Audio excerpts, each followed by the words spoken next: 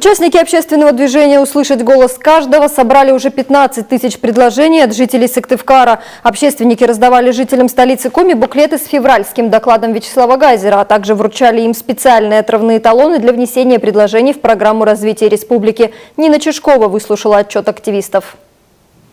Первая проблема – это учебники и тетради. Все платно.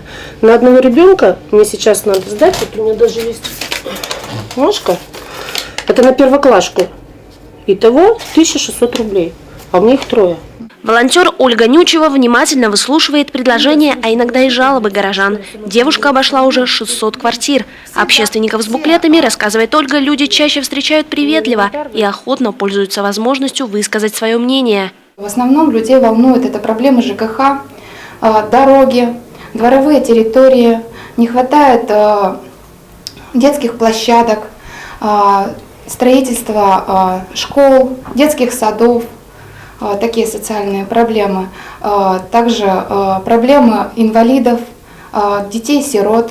Доклад Вячеслава Гайзера, отмечают волонтеры, вызвал у населения большой интерес. Поэтому идея выйти в народ помогает включить максимальное число горожан в процесс формирования программы развития республики. Впрочем, собрать наказы – это еще полдела. Самое сложное – обработать и подсчитать многочисленные предложения.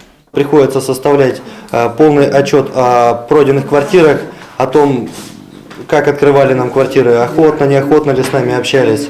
Мы полностью отмечаем, также мы разбиваем проблемы по значимости, заполняя также различные формы. Впереди еще много работы. Ни одна просьба не останется без внимания. Перед тем, как отправить инициативы граждан губернатору, общественники систематизируют общие замечания и предложения. О результатах этой работы наши телезрители узнают первыми. Нина Чешкова, Олег Костромин, телеканал Юрган, Сыктывкар.